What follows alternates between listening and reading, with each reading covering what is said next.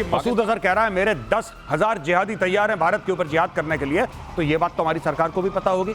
इसीलिए मैं सरकार से रिक्वेस्ट कर रहा हूं, सर आप वेट मत करिए कि वो अटैक करे फिर आप कोई ऑपरेशन लॉन्च करें, आप अभी ठोक दो। जब आपको पता है ये कर रहा है, जब ये ऑडियो इसका लीक हो गया है, जब इजराइल यही तो करता है, इजराइल इंतजार थोड़ा ना करता है कि जब कोई उसके ऊपर खिलाफ कार्रवाई करेगा। इजराइल कहता है अगर हमें पता लग गया वहीं पे आके ठोक देंगे। This is exactly what India must do. आपको पता है कि मसूद अजहर प्लान कर रहा है, बात लीक हो गई है, मारो ब्रह्मोस इसके। भारत पर फिर हमले की साजिश रच रहा है जैश। जरा ये खबर देखिए, जैश के चीफ मसूद अजहर का ऑडियो लीक। जैश के 10,000 फिदाइन जिहाद के लिए रेडी, मुजाहिद को दिया गया पैसा जिहाद के लिए इस्तेमाल होगा। ये इनको जब मस्जिद सुभान अल्लाह वहां टूटी फूटी, कहा जा रहा है कि करोड़ों रुपए जो मदद में मिले थे अमेरिका की तरफ से, भीख में मिले थे, वो दे दिए गए इनको।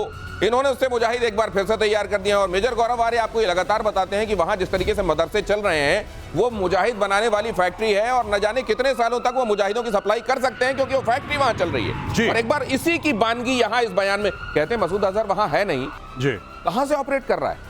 देखिए ये कहीं से भी ये है पाकिस्तान के अंदर, क्योंकि पाकिस्तान के अंदर इसको स्टेट की सेफ्टी और सिक्योरिटी मिल रखी है। इसको पता है कि अफगानिस्तान में सेफ नहीं है। बिलावल भुट्टो ने झूठ बोला कि हमें नहीं पता कहां है, उसको सब पता है, बच्चे बच्चे को पता है, ये रहता पाकिस्तान के अंदर है। कहने वाली बात ये है कि अगर हम लोगों को यहां पे स्टूडियो में बैठे बैठे ये पता लग गया है कि मसूद अजहर कह रहा है मेरे 10,000 जिहादी तैयार हैं भारत के ऊपर जिहाद करने के लिए, तो ये बात तो हमारी सरकार को भी पता होगी। इसीलिए मैं सरकार से रिक्वेस्ट कर रहा हूं, सर आप वेट मत करिए कि वो अटैक करे फिर आप कोई ऑपरेशन लॉन्च करें, आप अभी ठोक दो। जब आपको पता है ये कर रहा है, जब ये ऑडियो इसका लीक हो गया है, जब इजराइल यही तो करता है, इजराइल इंतजार थोड़ा ना करता है कि जब कोई उसके ऊपर खिलाफ कार्रवाई करेगा। इजराइल कहता है अगर हमें पता लग गया वहीं पे आके ठोक देंगे। This is exactly what India must do. आपको पता है कि मसूद अजहर प्लान कर रहा है, बात लीक हो गई है, मारो ब्रह्मोस इसके। ये बिलावल क्या, ये सर बिलावल क्या मसूद अजहर से ज्यादा डरता है और हाफिज सईद से कम? हाफिज सईद को हम दे देंगे और मसूद का कुछ पता नहीं है। ये लग रहा है जैश का खौफ ज्यादा है बिलावल। आई थिंक बिलावल को ये पता नहीं कि बोल क्या रहा है। एक बड़बोलापन होता है ना, उसके घर में पत्थर पड़ रहे हैं, किसी काम का ना हाथ धाम का, कोई पोजीशन नहीं है, लेकिन बोल दिया हम दे देंगे। किस हक से बोल दिया वो तो छोड़िए, जो बोल रहे हैं, जो हमारे सरकार को संदेश हम लोग देना चाहते हैं, गौरव जो बोल रहे हैं, प्रीएम्पशन एज पर international law is not unlawful. Preemption ही एक तरीके से prevention is better than cure. यहाँ प्रीएम्पशन को वही समझ लीजिए, ये वर्ड है यूज किया हुआ, लीगल वर्ड है प्रीएम्पशन, जिसका इस्तेमाल इजराइल करता रहा है।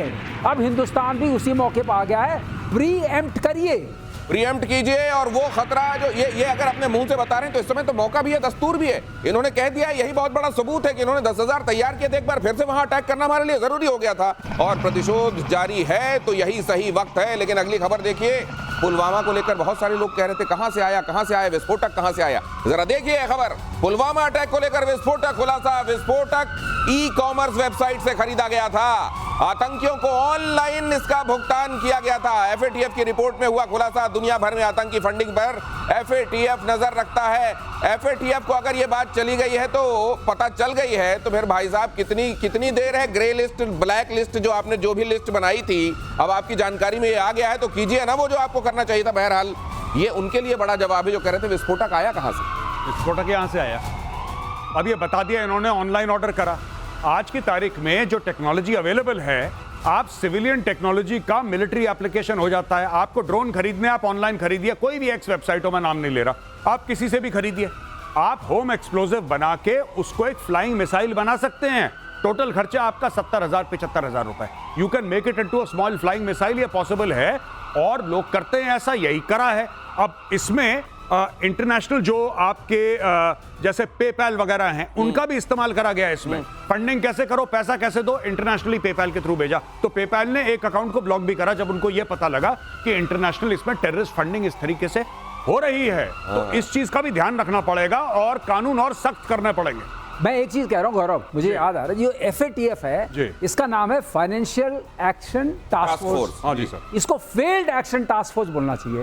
अगर पाकिस्तान को आपने ग्रे लिस्ट नहीं किया, पाकिस्तान को आपने ब्लैक लिस्ट नहीं किया, और इतने सारे आपके पास उनके अपने मिनिस्टर्स बोल रहे हैं कि 30 साल से तो हम कर ही रहे थे, तो कैसे माने आप नहीं कर रहे हैं? तो कब वो जरूरत पड़ेगी आप करेंगे? ये अकाउंट जो ब्लॉक हुआ है ये भी उसी कंट्री का अकाउंट है। नहीं, FATF इनको ना ग्रे में रखेगा ना ब्लैक में रखेगा। उधर यूनाइटेड नेशन सिक्योरिटी काउंसिल कहेगा आओ आतंकवाद पर नकेल तुम कसो पाकिस्तान।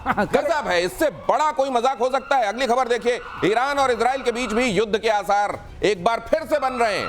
इजराइल ने कहा परमाणु कार्यक्रम आगे बढ़ाया तो छोड़ेंगे नहीं ईरान को। ईरानी जनरल रहीम सफवी ने चेतावनी देते हुए कहा अगर इजराइल फिर से हमला करता है तो ईरान पूरी ताकत से जवाब देगा। तो पहले क्या आधी ताकत से जवाब दिया था? ये भी एक बड़ा सवाल है। हजारों मिसाइलें और ड्रोन तैयार हैं, उन्होंने ये कहा था। ये दोनों तरफ से जो चल रहा है जी, इजराइल जब कहता है तो वो कर भी देता है जी। ये कितनी देर दिखाई दे रहा है आपको कि इजराइल ईरान पर एक बार फिर टूट पड़ेगा? नहीं देखिए, कल ही आपने इसको कवर भी करा था अपनी शो पे कि किस तरीके से चाइना दोबारा आर्म कर रहा है ईरान को। तो चाइना अपने प्रॉक्सीज तैयार कर रहा है, चाइना उनको पैसा दे रहा है, चाइना उनसे तेल खरीद रहा है और उसकी पूरी पेमेंट तेल से हो रही है, राइट? यानी कि ईरान चीन को देगा तेल और चीन उनको देगा आपके सिल्कवॉर्म मिसाइल्स या HQ-9 या जो भी XYZ उसको देना है। तो ईरान तो पूरी तैयारी में लगा है। क्यों लगा है तैयारी में? ईरान इसलिए तैयारी में लगा है क्योंकि ईरान को पता है कि जो आपने बोला था कि जो इजराइल कहता है वो कर देता है। उनको पता है कि दूसरा अटैक आ रहा है। इजराइल अगर डोनाल्ड ट्रंप नहीं माना तो फिर भी इजराइल क्या करेगा? हमला करके बाद में सॉरी बोल देगा। हाथ से स्लिप हो गया, एक दो चीजें निकल गई, इजराइल करेगा। इजराइल को पता है कि जिस दिन ईरान के पास न्यूक्लियर वेपन आ गए, बैलिस्टिक मिसाइल के साथ वॉरहेड फ्यूज हो गया, उस दिन इजराइल परमानेंटली खतरे की, जिसको कहता है ना in the valley of the shadow of death, वो वाला मामला हो जाएगा और इजराइल इसको अफोर्ड नहीं कर सकता। इजराइल की मजबूरी है हमला करना। तो इसी क्रम में अगली खबर यह है कि ईरान ने युद्ध में हुई मौत का आंकड़ा जारी किया है। इजराइल से जंग में 1060 लोगों की मौत हुई। ईरान ने कहा कुछ घायलों की हालत अब भी गंभीर है। ईरान ने कहा बढ़ सकता है मौत का आंकड़ा। ईरान ने ये भी यहाँ पे क्या कर रहे होंगे?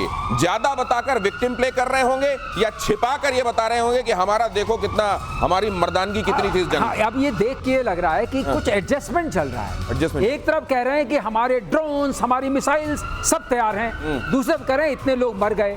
तो एक तरफ बोल रहे हैं दुनिया को कि भाई जंग नहीं होनी चाहिए, दूसरी तरफ इजराइल को धमकाने की कोशिश कर रहे हैं, करोगे तो मार देंगे।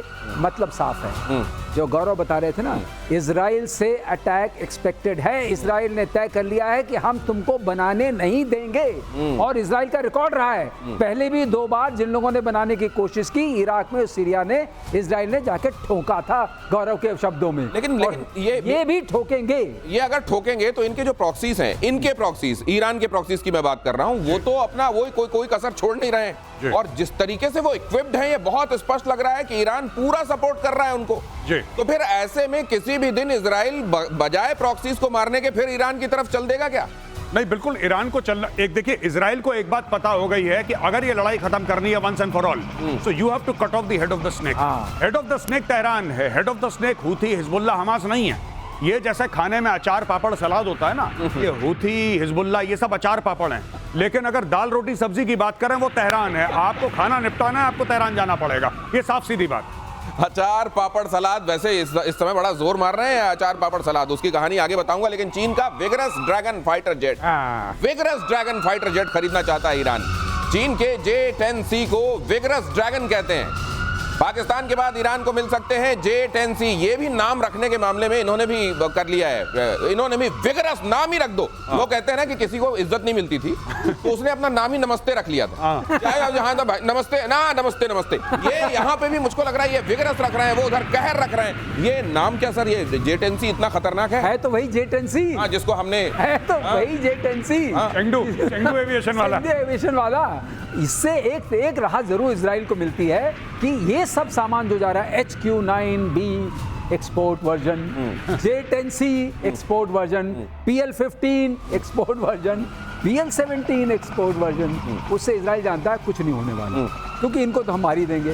अब ये J-10C उसी कैटेगरी में आता है और आपको पता है कि कुछ नहीं होगा। जिन दर्शकों ने ऑफ लेट ये देखा हो असल में ये जो कहा जा रहा है ना एक्सपोर्ट वर्जन, ये माना जाता है कि डिफेंस के मामले में एक देश अपने लिए जो सामान बनाता है जब दूसरे देश को देता है उसमें कहीं 19 बनाता है उसको। और चाइना अगर वो है तो चाइना का माल तो आप समझते हैं, उससे तो पूछा गया था ऑफिशियली कि बताइए ये क्या हुआ, इन्होंने ये तो हमारा एक्सपोर्ट वर्जन वाला है जो पाकिस्तान को हमने दिया था, गिर गया होगा कोई बात नहीं। ऐसे में ये विगरस जिसका नाम दिया गया है वो J-10C, लेकिन ईरान अचानक अपने फाइटर जेट्स को लेकर संजीदा दिखाई दे रहा है या दिखने की कोशिश कर रहा है? नहीं, संजीदा दिख रहा है क्योंकि पिछली बार इसके फाइटर जेट उड़े नहीं थे। जब मिडनाइट हैमर लॉन्च हुआ था या उसके पहले राइजिंग लायन लॉन्च हुआ था ऑपरेशन, पहले इजराइल का फिर अमेरिका का, तो उसमें एक चीज मिसिंग थी and that was the Iranian air force. Iranian air force पूरी लड़ाई से गायब थी। इजरायली एयरफोर्स ने कहर मचा दिया, अमेरिकन एयरफोर्स ने, यूएस एयरफोर्स ने कहर मचा दिया, लेकिन इजरायली एयरफोर्स गायब थी। अब ये लोग चाहते हैं कि नए नए हवाई जहाज आए जिसकी पेमेंट ये लोग तेल से करेंगे, ये तेल से करेंगे पेमेंट। और इनमें एक और चक्कर है कि ईरानियन एयरफोर्स में पुराने जहाज हैं 70-80 के दशक के, तो उन जहाजों में अब दम नहीं है। They want what they think is the latest. अच्छा, इनको देगा कौन हथियार? आप ये भी देखो ना, इनको देगा कौन हथियार? ये जो आप कह रहे हैं कि हम सिल्कवर्म मिसाइल लेंगे, ये जो बात कर रहे हैं सिल्कवर्म की, ये 80 के दशक में नॉर्थ कोरिया के थ्रू चाइना ने दिलवाई थी। नॉर्थ कोरिया के थ्रू पीछे के दरवाजे से बोला कि ठीक है बेटा ईरान को दे दो, तब से इनको मिल रखी है। अभी फिर से उधर जा रहे हैं ये लोग, राइट? फिर HQ-9 की बात कर रहे हैं, वही प्लेटफॉर्म है जिसके बारे में हमने डिस्कस करा था जो पाकिस्तान में जलील हुआ था। अब ये J-10 भी वही है जो पाकिस्तान में जलील हुआ था, जिसके शेयर प्राइस गिरे थे। तो ये तेल देंगे और जहाज लेंगे। तो कई बार अगर आपके पास पैसे ना हो तब भी त्योहारों के मौके पे लोग बाजार में निकल जाते हैं, पड़ोसी ये ना कहे कि इनके घर में लगता है कुछ आया नहीं है, तो ये लगता है ये इस समय निकले हुए हैं कि तेल है हमारे पास, हम ले लेंगे, देखिए कितने हथियार लेते हैं। और पाकिस्तान में तख्ता पलट की आहट, तख्ता पलट की खबर से टेंशन में है जरदारी और मुनीर में बढ़ा तनाव। शायद इसी तनाव में बिलावल कुछ अंट शंट बक रहे हैं क्योंकि उनके पिताजी की कुर्सी पर खतरा दिखाई दे रहा है। जरदारी और मुनीर में तनाव बढ़ गया है। पाकिस्तानी सेना का सरकारी फैसलों में दखल और ज्यादा बढ़ गया। जब से ट्रंप ने बुला के खाना खिलाया है तब से मुनीर जो थोड़ा बहुत सुन लेता था घर में वो भी नहीं सुन रहा गया, सब मेरे से पूछ के करो। नाम जब से इसने ट्रंप के साथ खाना खाया है, भाई ने ना कुल्ला करा ना हाथ धोए।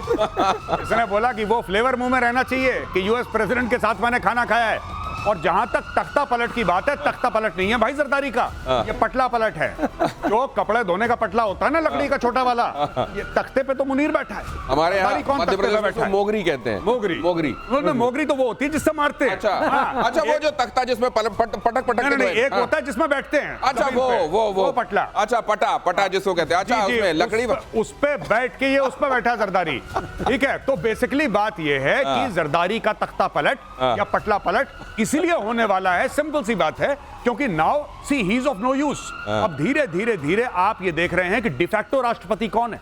डिफैक्टो राष्ट्रपति तो आसिम मुनीर है। अब आसिम मुनीर धीरे धीरे कहेगा कि दो लोगों को तनख्वाहें क्यों मिले, जब मैं ही काम कर सकता हूं राष्ट्रपति का, निकालो उस वाले। और वैसे ही बजट कॉन्स्टेंट चल रहा है, वैसे ही बजट का वैसे ही मुश्किल चल रहा है। अब ये समझ लीजिए जो लोग तख्ता पलट कहते हैं ना तो इज्जत देते हैं असल में उस आदमी को जो पट्टे पे बैठा हुआ, उसका तो पटला पलट होने वाला है। और अमेरिका के पूर्व F-16 पायलट का एक बड़ा खुलासा, ये अब पाकिस्तान को कैसा लगेगा जरा वो भी सोच लीजिए। भारत ने ऑपरेशन सिंदूर में एक्स गार्ड डेकॉय सिस्टम का इस्तेमाल किया। कल ये खबर मैंने बताई थी, लेकिन ये आज नया रंग है इस खबर में। एक्स गार्ड डिवाइस ने पाकिस्तानी रेडार और मिसाइलों को गुमराह किया। भारत के राफेल को कोई नुकसान नहीं हुआ। पाकिस्तान का दावा गलत है। पाकिस्तान ने जिस राफेल को गिराने का दावा किया वो असल में एक डिकॉय था। आपने देखा होगा पाकिस्तान में जब वो अपने फाइटर जेट दिखाने की कोशिश करते हैं वहां के लोग, तो आपने देखा होगा रिक्शे को बना देते हैं फाइटर जेट जैसा, या कोई कार्डबोर्ड लेंगे उसको फाइटर जेट जैसा बना देंगे, तो वो उनका फाइटर जेट पजेस करने का उसमें सुख होता है, आनंद होता है। और ऐसे इन्होंने क्या किया, भारत ने एक जो नकली किस्म का उनको एहसास दिया था कि देखो हमारा राफेल है, राफेल की छाया समझ लीजिए, उसको मारा और राफेल गिरा दिया। अच्छा सिर्फ इतना नहीं, उन्होंने तो ये भी कहा था कि हमने न जाने कितने लॉक कर लिए थे जी, हम उनको भी गिराने, तो इसी तरह के लॉक किए बैठे होंगे। ये बिल्कुल सही कह रहे हैं, ख्वाजा आसिफ ने सही बोला, उसने 20 लॉक कर लिए थे भाई। पर वो 20 क्या लॉक किए थे ये ख्वाजा आसिफ को नहीं पता। ये बात सर ने समझाई थी कि फाइबर ऑप्टिक केबल होता है उसमें 100 मीटर पीछे वो जो था, और उसको जानबूझ के एक फेक चीज वहां पे लगाई गई। उस फेक चीज को, उस फेक इमेज को आप कह लीजिए, आसान शब्दों में बता दूं, उस फेक इमेज को पाकिस्तानी रडार ने कैप्चर करा।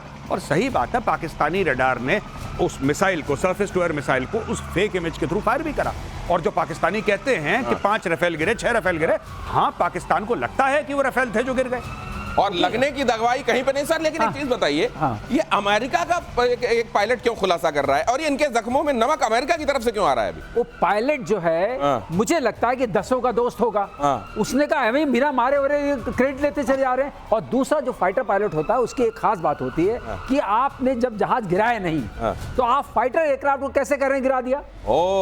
एक वो इस बिरादरी पे भी एक बिरादरी की बात है, राइवलरी होती है कि आपने मिसाइल मारी वो गिर गया, वो तो गिरा नहीं, उसने स्पूफ किया, क्योंकि उसने जहाज को स्पूफ किया। मैं आपको 20 दिखा सकता हूं, ऐसे आपको लगेगा 20 रफाल जा रहे हैं। मतलब ये जैसे एयर मार्शल पीके श्रीवास्तव खड़े हैं, ये यहाँ पर खड़े, इनके इसी तरह के कपड़ों में 20 आप इनके पुतले बना दीजिए, और उनमें से 2-3 पुतले उधर, 2-3 पुतले उधर, उन पे आप कुछ कर दीजिए, और आप बोलिए कि देखिए हमने ये नहीं है। यही मुगालता, और मुगालता जब हो जाता है तो उसकी दवाई लुकमान के पास इसी को स्पूफिंग बोलते हैं, जो वर्ड हम लोग यूज कर रहे हैं। ये जो टेक्निकल वर्ड है इसके लिए स्पूफिंग है, जहां आपको लगे कि ये तो वो है, वो हो नहीं है सर। दिनेश, एक और बात मैं बता दूं, ये पाकिस्तानी कह रहे थे कि अगर ये स्पूफिंग है तो भारत सबके सामने बता क्यों नहीं देता? भारत ये क्यों नहीं कहता था कि ये हमारे 36 रफाल हैं, देखो 36। क्यों हमें अगली बार नहीं करनी इसको? अगली बार तुम्हें बेवकूफ नहीं बनाना कि एक बार सारे पत्ते खोल दें, ऐसा कैसे हो जाएगा यार?